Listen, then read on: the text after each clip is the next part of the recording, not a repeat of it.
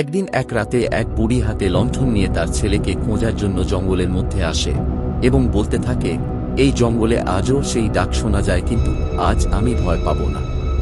তারপর বুড়ি দূর থেকে একটা ফিস ফিস শব্দ শুনতে পায়।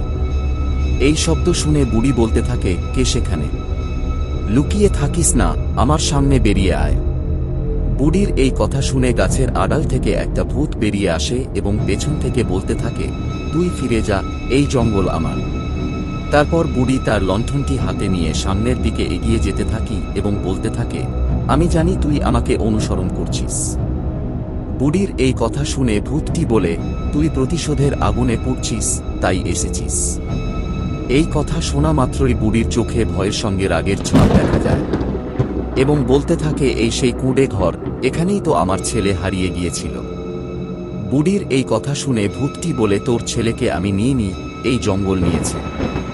তখন বুড়ি রেগে গিয়ে বলতে থাকে, মিথ্যে কথা বলিস না, আমি জানি তুই ওকে নিয়েছিস।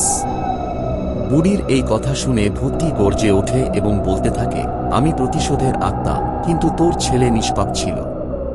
আরও বলতে থাকে, তোর ছেলে এই জঙ্গলে পথ হারিয়ে মরেছিল, আমি শুধু তার আত্মাকে মুক্তি দিয়েছি। ভূতের এই কথা শুনে বুড়ি কাঁপা গলায় বলতে থাকে, না, এটা সত্যি হতে পারে না।